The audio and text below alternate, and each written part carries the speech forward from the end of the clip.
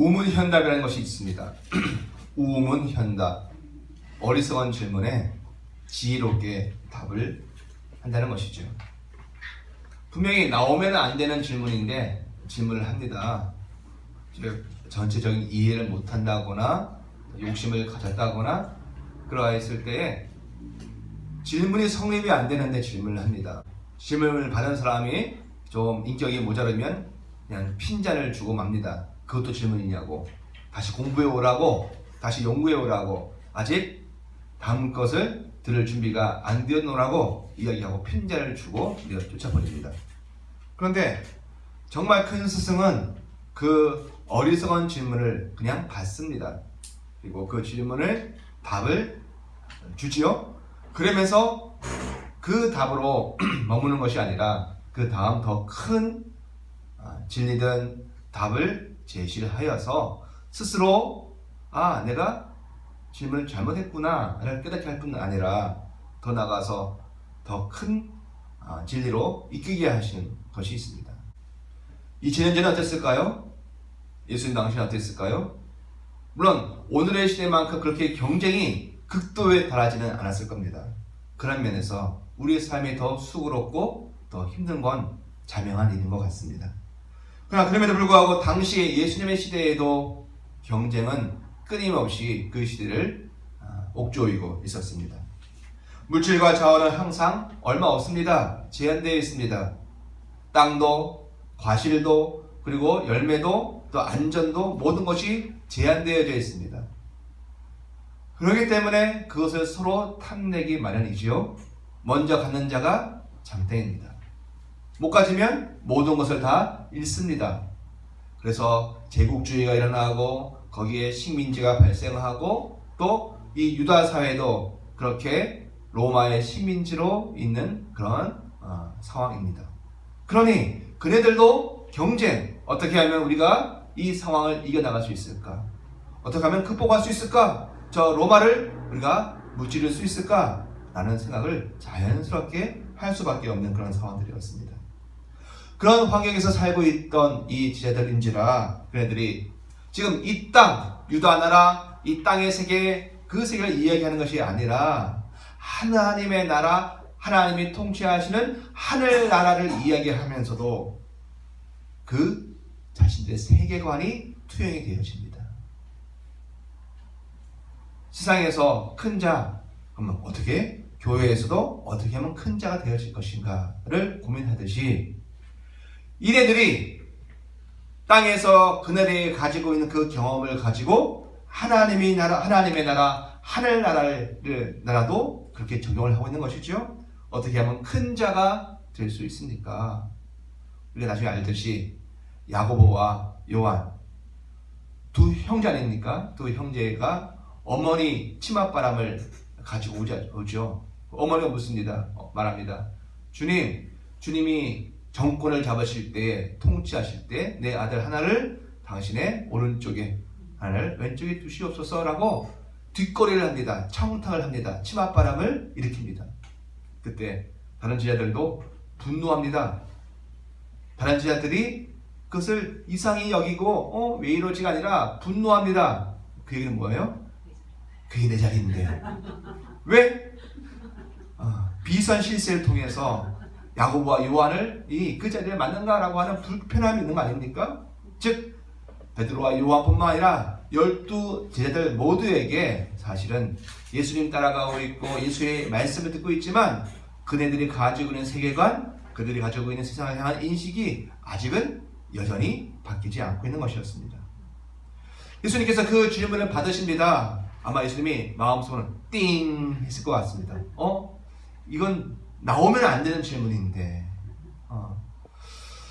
교회에서 돈 많이 쓰면 사람들에게 인기가 있고 그러면 장로가 되어지는 거 아닙니까? 라고 얘기합니다. 그래서 교회에서 장로 되는 게 그렇게 어렵지 않아요 라고 이야기하는 사람들이 꽤 많이 있어요. 몇 년 동안 열심히 돈 많이 쓰고 경조사 많이 다니고 그리고 사람들한테 보이는 일 많이 하면은 금방 장로 됩니다. 세상의 기준을 가지고 그렇게 얘기하는 거 아니겠습니까? 그런데 예수님이 그 질문을 어리석더라고, 무식하다라고, 너희가 정말 모른다라고 책망하지 아니하시고 그 질문을 그냥 받으십니다. 우문인데, 어리석은 질문인데 그 질문을 받으십니다. 그리고 그 질문과 함께 그 제자들을, 또 우리들을 더 깊은 하나님의 깊은 세계로 인도하고 계시는 것입니다. 그렇게 제자들이 묻습니다. 어떻게 하면 우리가 큰 자가 되겠습니까? 라고 묻습니다. 그때 예수님이 무엇을 말씀하십니까? 어떻게 하면 큰 자가 된다라고 어떻게 말씀하십니까? 무엇을 말씀하신다고요? 너희가 이 어린아이와 같이 되지 아니하면 천국에 들어가지 못한다. 그리고 4절이요. 시작.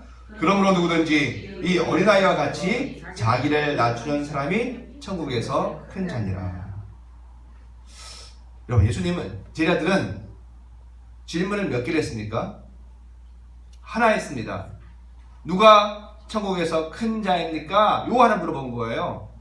근데 예수님이 그 질문 하나 받으시고서는 답을 2가지를 말씀하십니다. 2가지의 이야기를 따로 하십니다. 한 가지는, 첫 번째는 제자들이 묻지도 않는 질문에 답을 하십니다. 누가 천국에 들어갈 수 있느냐? 이 문제부터 예수님이 말씀을 하신다고요. 제자들은 이미 천국에 다 들어가 있는 것이고 거기에서 누가 큰 자입니까? 라고 묻는데 예수님은 처음 질문, 그들이 마땅히 했어야 할 질문, 그런데 하지 않은 질문을 하고 있는 거예요. 그리고 스스로 거기에 답을 내리십니다. 누가 천국에 들어간다? 어린아이와 같지 아니하면 천국, 하나님이 통치하시는 나라에 들어갈 수 없다라고 말씀하십니다. 여기 이것이 키포인트입니다. 그리고 그 2번째 말씀이 4절이지 않습니까? 누가 그 천국에서 큰 자입니까? 나중에 다 정리하면 또 어린아이와 같은 자가, 어린아이와 같은 자가 천국에서 큰 자다라고 주님께서 말씀을 하십니다. 제자들은 천국에 이미 들어갔는데 거기에서 사람들의 우선순위를 좀 결정해 주세요. 서열을 좀 정해 주세요. 순교하면 1등 자리입니까? 이슬람에서 이야기하듯이. 아니면 더 많은 신비 체험을 이 땅에서 많이 하는 사람이 1등 자리입니까? 이걸 물어본 거예요. 우회를 정해 주십시오. 그러면 우리가 이 땅에서 그거 먼저 하고 그 1등 자리를 차지하겠습니다. 라고 말을 합니다. 그런데 예수님은요, 천국에 들어가는 자와 천국에서 큰 자의 기준이 같다라고 말씀하시는 거예요.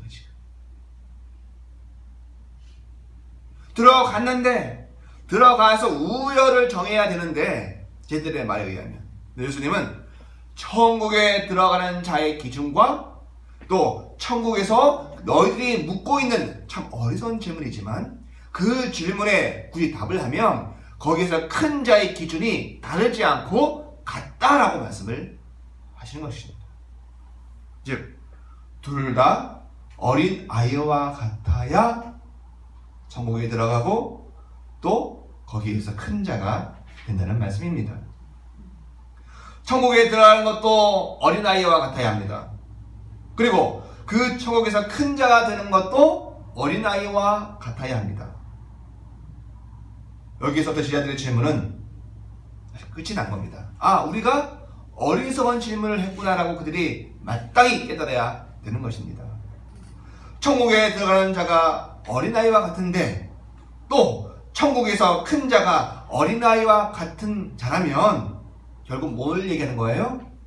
천국에서는 큰 자와 작은 자가 없다라는 겁니다.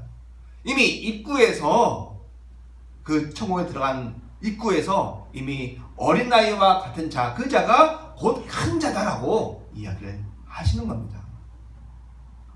우리도 세상 속에서, 경쟁 속에서 살다 보니까 하나님의 나라, 하늘나라의 모형이라 하는 교회에서도 그런 경쟁 심리가 있습니다. 드러나죠? 그래서 이 교회 안에 들어갔으면 여기서 또 다르게 내가 큰 자가 되는 비결을 다른 걸로 찾고 있는 거예요. 네, 주님 말씀하십니다. 천국은, 하나님의 나라는, 그리고 그 모형된 교회에 참으로 진짜로 영으로 들어오시는 자는 어린 아이와 같은 자이고 그 자가 곧 그 나라에서 큰 자다 말씀을 하시는 겁니다. 그러니 거기에 우열이 있습니까? 거기에 큰 자와 작은 자가 있습니까? 없죠. 여기에는 서열이 존재하지 않습니다. 그런데 우리가 경험하는 하나님 나라의 모형이라고 하는 교회에 서열이 있어요, 없어요? 있는 것들을 많이 봅니다. 또 많은 것들이 교회 속에서 문제가 되어지는 것도 그 이유이기도 합니다. 뭘 가지고요? 물질 가지고요? 또 뭘 가지고요? 세상 것 가지고요? 그것으로 내가 큰 자이기를 원하는 사람들이 그 생각 그대로 가지고 와서 주님의 말씀이 아니라 그 생각으로 교회에 오니까 세상 사람들이 오해를 합니다. 아, 교회에 가도 돈 있어야 역할하고 돈 있어야 거기에서도 장로하고 권사한다더라 라고 하는 오해가 많아지는 것입니다. 주님 말씀하시죠? 누가 큰 자라고요? 어린 아이와 같은 자가 그 자가 천국에서 교회에서 큰 자입니다.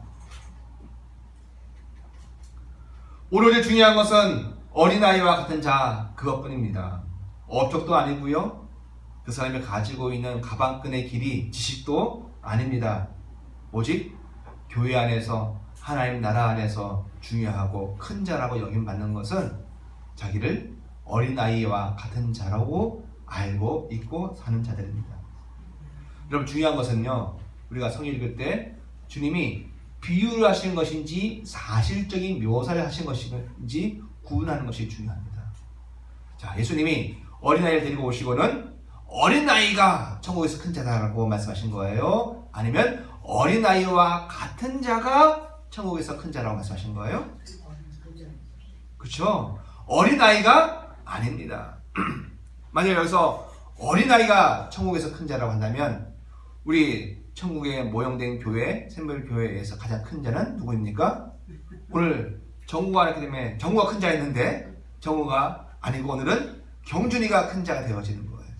그런데 주님 말씀하시는 것은 어린아이가 큰 자가 아니고 어린아이와 같은 자가 큰 자입니다. 그러면 어린아이와 이것은 뭡니까? 어린아이가 가지고 있는 특징을 예수님이 말씀하시는 것이죠. 어린아이가 중요한 것이 아니라 어린아이가 가지고 있는 여러 특징들 가운데 어떤 하나가 있는데 그 특징이 천국에서 큰 자라고 인정되어진 요소가 되어진다는 말씀입니다. 반대로 얘기하면 아무리 어려도 그 특징을 잃어버리면 그 특징이 그 사람 속에 나이로는 어린 사람이지만 그 사람 속에 예수님이 말씀하시고 딱 집어놓으신 그 특징적 요소가 없으면 그 사람은 천국에서 가장 낮은 자가 될 수도 있는 것입니다. 그 얘기는 아예 천국에 못 들어가는 자가 될 수도 있다는 말씀이 되는 거죠. 어린이 많은 특징이 있습니다. 순진합니까? 요즘 순진하지 않는 어린아이가 꽤 많습니다. 여러분 귀여웁니까? 귀엽지 않은 아이들도 꽤 많습니다. 말 잘 듣습니까? 아, 이거는 아닌 것 같습니다. 조용합니까? 그렇지 않은 것도 많이 있을 것 같습니다. 예수님께서 힌트를 주십니다. 그 어린아이의 특징 가운데 내가 이야기하는 핵심 요소는 뭐다라고 딱 집어서 예수님 말씀하십니다. 그러므로 누구든지 이 어린아이와 같이 시작 자기를 낮추는 사람이 천국에서 큰 자니라. 예수님께서 어린아이를 비로 든 것은 어린아이 전체 100%가 지금 천국에 합당하다고 얘기하시는 것이 아니라 그가 가지고 있는 여러 요소들 가운데 하나 뭐요? 자기를 낮추는 자 그것을 말씀을 하고 계시는 겁니다. 즉 어린아이와 같은 자는 하나의 직유, 비유를 말씀하신 것이고요. 원래 예수님이 이야기하시고자 하시는 것은 자기를 낮추는 자 이것이 핵심 요소입니다. 여러분 이것은 겸양을 이야기하는 것이 아닙니다. 겸양은 도덕이에요. 도덕. 아 내가 사회생활 잘하려면 나를 낮추려야지. 이건 겸양이고 도덕입니다. 윤리입니다. 내가 좀 더 사회생활 잘하고 사람들에게 인간관계를 잘 형성하고 이러한 이유 때문에 나를 낮추어야지, 내가 먼저 가고 먼저 섬기고 먼저 말 건네고 내가 모르는 척 해야지, 내가 아는 척 하지 말아야지, 이거는 겸양이고 도덕이고 윤리입니다. 예수님 이걸 얘기하시는 게 아니에요. 행동 규칙이 아니라고요. 내가 사회에 성공하려면 내가 그러한 태도로 삶을 살아야지라고 하는 자기 행동 규범을 말하는 것이 아닙니다. 여러분, 처세. 여러분, 세상 속에서 처세에 능한 사람, 여러분, 영업하시는 분들, 또 이 뛰시는 분들, 얼마나 말 잘하고 얼마나 사근사근하고 상대방에 대한 배려가 깊고 그리고 에티켓이 좋습니까? 여러분, 그런 걸 말하는 게 아니에요. 우리도 교회 안에서 그럴 수가 있어요. 내 마음속에, 마음은 똑같은데 내가 사회생활 하듯이 나의 모습, 진짜 모습은 감춰놓고 서비스로, 그리고 나의 목적을 위해서 상대방을 인정해주고 나는 낮추고, 그런 거 얘기하는 게 아니라는 겁니다. 여러분, 분명 사람은 분명 어떤 존재예요, 그렇죠? 사람은 분명 자연의 일부입니다. 동의하시나요? 예, 분명히 자연의 환경 속에 노출되어 있습니다. 분명히 자연의 섭리 속에 우리가 같이 돌아가고 있습니다. 그리고 모든 다른 동물들처럼 생사가 딱 결정이 되어 있고 그렇게 같이 돌아가고 있습니다. 그리고 같이 어떤 관계를 맺고 있습니다. 그런데 우리가 자연과 하나가 되어지고 일치가 되어져 있나요? 그렇지 않아요. 전 놀라운 거는 요즘 인도네시아에서 쓰나미가 오고 또 지진이 일어났는데, 그거 보니까 그냥 짐승들이 미리 알고 도망가더라고요. 고양이들이 막 미리 도망가요. 그런데 그게 쥐도 같이 따라갑니다. 개도 같이 따라가고. 그 사람한테 얘기 안 해주더라고요. 가져가자고 얘기하지 않더라고요. 사람들은 찍고 있는데 여기 무슨 일이야? 라고 놀랍니다. 왜 고양이 떼들이 도망가지? 뭔가는 직감을 합니다. 그런데 그게 뭔지 몰라요. 조금 있다 보니까 저 바다 끝에서 하얀 게 막 떠올라요. 뭐예요? 쓰나미. 그거 찍은 사람 다 죽었어요. 자연 속에 같이 있고 분명히 생물학적으로 단백질과 그리고 유기체를 가지고 있는데, 그런데 그 자연 속에서 인간은 배제되어 있어요. 어떤 면에서 인간은 자연을 막 캐내기도 하고 활용하기도 하고 자연을 이용하기도 합니다. 그러니 자연과 인간이 분명히 뭔가 비슷한데도 불구하고 분명히 다른 짐승들과 비슷한 구조를 가지고 있고 그 인생의 경로가 비슷함에도 불구하고 인간은 뻥 내쫓겨 있어요. 인간 너는 들어오지 마, 이렇게 있는 거예요. 자연이. 자, 그렇다면 인간이 신과 굉장히 밀접한 관계를 맺고 있습니까? 그리고 보면요, 교회 안 다녀도, 예수님 안 믿어도요, 신비한 체험을 많이 하는 분들이 있습니다. 또 영역이 그 속에 있어가지고 투시할 수 있는 능력이 있는 사람들도 있어요. 또 어떠한 기적적인 일들을 행할 수도 있습니다. 분명 사람 속에 신기가 막 오고 가고 하는 것들을 우리는 압니다. 어떤 사람은요, 딱 얼굴만 봐도 그 다음 일이 어떻게 될지를 미리 예견해 줄 수 있는 사람들도 있어요. 사람은 분명히 신기가 있어요. 신의 속성이 있다고요. 일을 알아맞히기도 하고 예언해 줄 수도 있고 심지어 치유할 수 있는 능력도 있습니다. 그런데 사람이 신인가요? 그렇지 않아요. 뭘 보면 압니까? 영원하지가 않아. 분명히 그러한 능력이 있고 그런 힘이 있어도 금방 스트레스 받고 힘들어하고 아파하고 괴로워합니다. 좋은 일 있고 행복해 하다가 금방 슬퍼하고 괴로워하고 나 죽고 싶어, 그렇게 얘기한다고요. 또 영원하지 않아. 영원히 살 수 없는 자기 존재를 자신은 직감하고 있습니다. 분명 자연의 일부이면서도 자연과 하나 되지 못하는 인생, 또 분명히 힘으로 어떤 면에서 신과 같은 능력을 가지고 있으면서도 신과 연합되어 영생으로 하나가 되어줄 수 없는 인생, 그게 우리들이에요. 사람들이. 이거를 직면하고 이거를 깨닫게 되어지고 이거를 정말 자기 존재로 아는 사람은 어떻게 해요? 자기를 낮출 수밖에 없는 거예요. 내 힘으로, 내가 지식으로, 내가 열심으로, 내가 도덕으로, 윤리로 내가 뭘 완성할 수 있다라고 여기지 않는 거예요. 여러분, 이것과 아까 이야기한 유교가 이야기한 겸양은 다른 겁니다.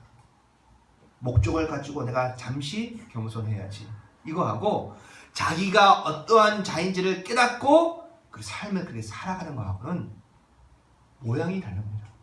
그 안에 있는 생명 자체가 다른 것입니다. 예수님 당시에는 이것을 사실적으로 고백한 사람들이 있습니다. 나는 겸손할 수밖에 없어. 아니, 겸손이라는 말 자체가 나는 사치야. 나는 정말 어그러지고 망설인 존재야. 라고 자기를 낮출 수밖에 없는 자들이 있었어요.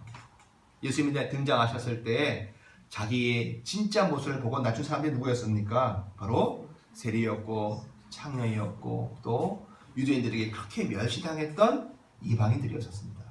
그네들은 누가 죄인이라고 가르쳐주지 않아도 그 사회에서 난 죄인일 수밖에 없는 거예요. 그래서 예수님 만났을 때 나는 죄인입니다.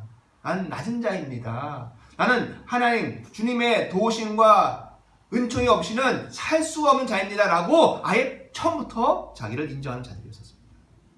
거기에 반해서 종교인들, 바리새인들과 제사장들은 자기가 믿을 만한 게 있었거든요. 내가 열심히 살았거든. 내가 도덕적으로 완전하거든. 나 금식하거든.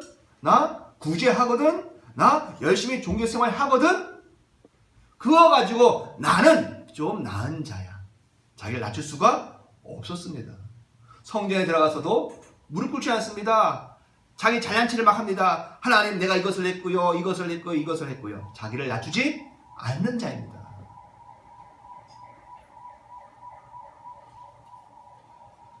무엇으로도 자신을 내세우거나 자신의 가치를 부풀릴 수 없는 그런 사람들을 성경에서 뭐라고 그래요? 죄인이라고 합니다. 성경에서 헬라어 하마르티아라는 것은 뜻은 관역에 도달하지 못했다라는 거예요. 즉 하나님의 그 심정에, 하나님의 마음에, 하나님의 기준에 도달하지 못한 것 자체가 그냥 죄인인 거예요. 우리는 죄인 그러면 나쁜 놈, 뭘 행했다라는 건데 그게 아니고 인간 존재가 죄인이라는 것은 내가 하나님의 그 온전함 앞에 도달할 수 없는 자라는 것을, 그것이 죄인이고 그것을 깨닫는 것이 하나님 앞에서 아름다운 것입니다. 오히려. 그래서 죄인인 것을 아는 게, 고백하는 것은 살 길이에요. 자기를 낮출 수밖에 없기 때문에. 낮춰야 누가 들어옵니까? 하나님의 도우심이 임하는 거예요. 영생의 도우심이든 오늘 이 땅의 삶의 현실적인 도움이든 하나님의 도움이 임하는 겁니다. 자기 힘 믿고 자기 뜻대로 하면 하나님이 팔짱 끼십니다. 하나님은 인생에 행한 업적을 가지고 그 사람이 큰 자다, 높은 자다라고 말씀하시지 않습니다. 그것을 천국에 들어가는 기준 또는 천국에서 큰 자의 기준으로 삼지 않으십니다. 여러분이 자기 힘으로 행한 것을 가지고 하나님이 넌 큰 자구나 말씀하시지 않는다고요. 없습니다. 그거. 하나님 앞에서 인생이 참으로 먼지뿐이라는 것을 인생이 먼지뿐이라는 것을 아는 것, 그 사람이 천국에 들어가게 되어지고, 그리고 그것이 천국에서 큰 자가 되어지는 게 됩니다. 여러분, humanity, HU로 시작합니다. 또 humble, HU로 시작합니다. human, 또 HU로 시작합니다. 그것은 히브리어로 얘기하면 먼지라는 뜻입니다. 내가 human, 인간인데 humble, 겸손해야 되고 또 이러한 먼지라는 것을 아는 자가 참 인생이고 그가 하나님 앞에서 존귀한 자가 되어지는 것입니다. 근데 무엇 앞에 서야 돼요? 어떤 거울을 가지고 자기를 보는 데 다른 거예요. 바로 예수란 거울 앞에 서는 거예요. 예수란 거울 앞에 서면 내가 그분 앞에 자랑할 것이 아무것도 없는, 정말 험불할 수밖에 없는, 먼지밖에 아무것도 아니라는 것을 아는 겁니다. 그러니 그 예수 앞에 서는 시간이 우리에게 있어야 되는 것이죠. 그때 우리가 하나님 앞에 위대해지고 아름다워지고 하는 것입니다. 그럼 여기까지가 바로 제자들이 한 질문입니다. 예수님이 딱 답을 내주셨습니다. 그럼 다 끝난 거예요. 그럼 여기서 끝나야 되는 겁니다. 근데 예수님이 우문현답, 그들의 어리석은 질문이었지만 그것으로 새로운 진리를 이야기하실래 예수님 능통하십니다. 이렇게 제자들의 질문에 대한 답이 완성이 되어졌는데 예수님이 또 그것에 이어서 묻지 않는 질문에 스스로 답을 하십니다. 어쩌면 예수님께서는 이제부터 지금부터 시작되어질 이야기가 더 중요하다라고 여기신 것 같습니다. 그리고 우리를 그 깊은 곳으로 이끌어 가십니다. 분명 이렇게 이 땅에서는 천국에 들어가는 자, 또 천국에서 큰 자로 인정될 자기를 낮추는 사람들이 있습니다. 저를 보십시오, 여러분. 분명히 천국에서 크게 인정될 자들이 지금은 어디서 살아요? 이 땅에서 살고 있단 말입니다. 문제는 그것이 나일 수도 있고 우리일 수도 있지만 이 땅에 도처에 예수 앞에서 자기의 실체를 보고 자기를 낮추며 살아가는 사람들이 이 땅에서 살아가는 이들이 있다는 겁니다. 예수님은 관심은 누가 천국에서 큰 자 이게 관심이 아니라 우리들이 예수 믿는 우리들이 바로 그들을 향해서 어떠한 태도로 살 것이냐를 말씀을 하시는 거예요. 분명 내 주위에 천국에 큰 자가 와 있는데 문제는 자기를 낮추었어요. 자기가 먼지인 걸 알아요. 그래서 이 땅에 노들어 봤을 때는 어떻게 보여요? 위대해 보이고 찬란해 보이고 멋져 보이는 게 아니라 흐물흐물하게 보이고 미천하게 보이고 약하게 보이고 어리석게 보이는 사람들이라는 거예요. 문제. 다시요. 우리가 보기에는 어리석습니다. 약합니다. 미천합니다. 그런데 그들이 실제 가치는 주님이 평가하신 가치는 뭐예요? 천국에서 가장 큰 자예요. 그들을 향한 우리의 태도가 어떠하느냐? 주님이 이것을 우리에게 더 어차피 우문인데 그 우문에 비추어서 이 이야기를 하고 계시는 겁니다. 하나님 앞에서 자기 자신을 낮추는 자들, 그들은 어찌 보면 세상의 기준으로 보면 역시 낮고 볼품 없는 모습으로 우리들 옆에 앞에 와 있습니다. 그럼 그들을 어떻게 대우하느냐? 주님이 딱 두 부류로 말씀하십니다. 자, 첫 번째 뭡니까? 내 이름, 주님의 이름으로 그들을 영접하는 것, 내 가슴에 담는 거예요. 그런 사람들이 하나가 있고요. 또 하나는 그들을 영접하지 않는다라는 겁니다. 뭐냐면 그들로 실족하게 한다. 그들을 실족하게 하는 거예요. 내가 실족하게 하는 것이 아니라 그네들을 우리의 마음속에 담지 않기 때문에 그들이 삶 속에 비참하게 되어져 더 고통당하게 되는 실족하는 일들이 있게 되는 겁니다. 그들을 영접하지 않아서 그들의 마음을 힘들게 하고 괴롭게 하는 일들이 이 땅에서 있을 수가 있다는 말씀입니다. 자기를 낮춘 자를 자기의 마음에 담고 자기 생각으로, 감정으로, 의지로 함께 사는 사람은 주님 말씀하십니다. 누굴 영접한 것이다? 나 예수를 영접한 것이다 라고 말씀하십니다. 그런데 문제는 그들을 비웃어요, 천대합니다, 멸시합니다, 마음에 영접하지 않아요. 그리고 오히려 괴로움을 더해줍니다. 어떻게 됩니까? 주님이 이렇게 말씀하십니다. 차라리 너가 목에다가 연자맷돌 아시죠? 예, 맷돌은 맷돌인데 사람이 돌리는 맷돌이 아니라 큰 짐승들, 소나 말이 돌리는 그 엄청난 맷돌을 목에 치우고 물속 깊은 곳에 빠지는 게 오히려 더 낫다 라고 말씀하십니다. 그리고 말씀하시는 그 사람이 당하는, 그 세상이 당하는 화가 얼마나 클 것인가 주님 말씀하는 것입니다. 이 말씀을 읽으면서 주님 마지막 끝에도 나오지만 가룟 유다에게 말씀하신 게 있어요. 너는 차라리 세상에 태어나지 아니하였던 것이 더 나을 뻔했다 말씀하십니다. 왜요? 천국에서 정말 큰 자는 누굽니까? 예수님이죠, 그죠? 근데 그분이 이 땅에 당시에 어떤 모습으로 오셨습니까? 약한 모습으로, 가난한 모습으로, 목자의 모습으로, 그리고 목수의 모습으로 사람들한테 비난받는 모습으로 오셨단 말입니다.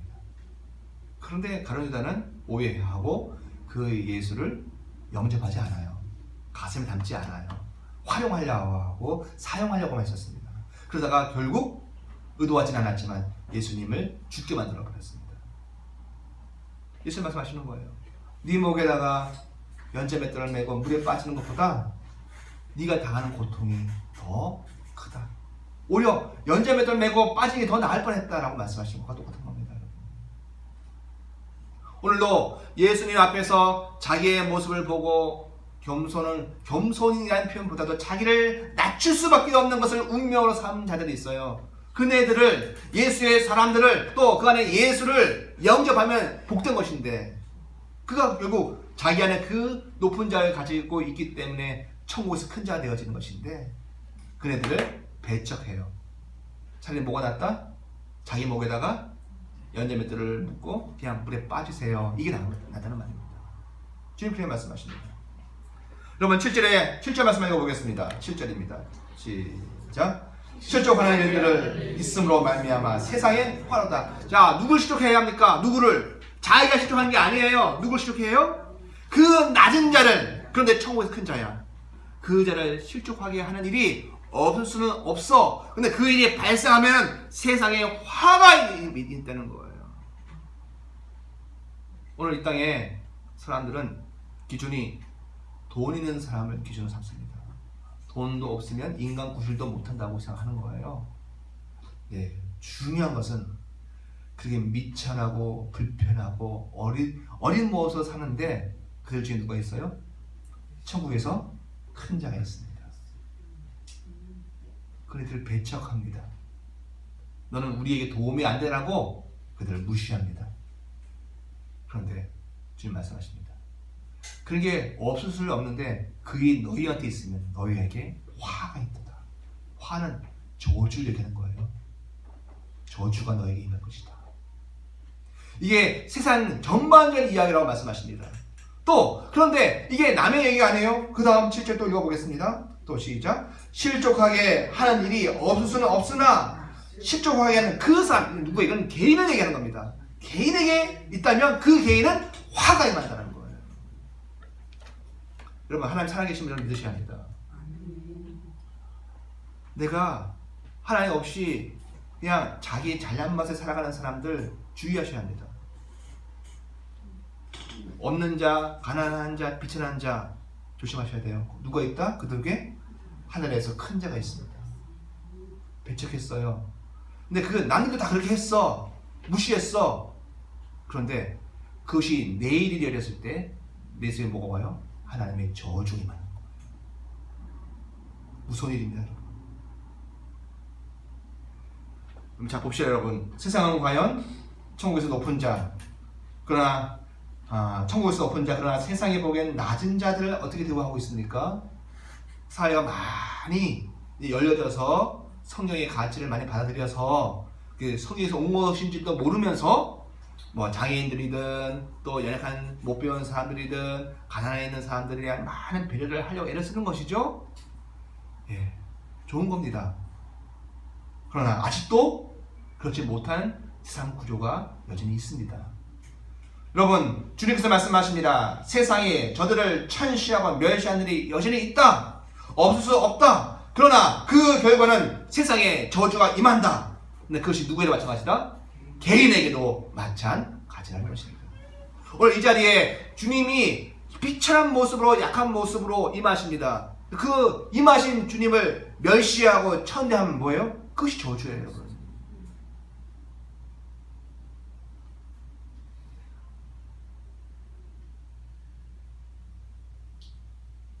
눈에 보이는 것으로 평가하고 자기가 가진 것을 스스로 높아져서 천국에서 가장 높은 자를 멸시하는 그런 인생들이 이 땅에 있습니다. 우리가 그런 인생이 되어지지 않기를 원합니다. 하나님은 살아계십니다. 그래서 그런 화가 이 땅에 분명히 있습니다. 스스로 그 화를 자초하기도 합니다. 거지 옷을 입고 있지만 천국에서 가장 큰 자를 멀리하고, 가까이 하면 자기 복인데, 그렇죠? 멀리하고 빛을 잃고 어둠 속으로 빨려 들어가는 일들이 있습니다. 여러분, 천국에서 가장 큰 자가 이 땅에 파송되어져서 온 대사들이 있어요. 주의하셔야 합니다. 또다시 어떤 모습이에요? 가난한 모습, 병든 모습, 무식한 모습, 그런 모습이 있는 자들입니다.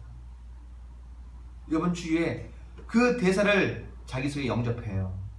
마음에 받아들입니다. 뭐가 될까요? 복이 되어집니다. 그런데 그것을 눈에 보이는 것으로만 판단하고 배척해요. 거기에 하나님의 화가 임하는 겁니다. 오늘도 예수의 이름이 우리로 하여금 이것을 분별하게 하시고, 나도 하나님 앞에서 자기를 낮출 수밖에 없는 인생뿐만 아니라 서로를 그렇게 영접하고 하나님 앞에서 아름다운 자 되게 하실 일들이 많아지기 원합니다. 기도하시겠습니다.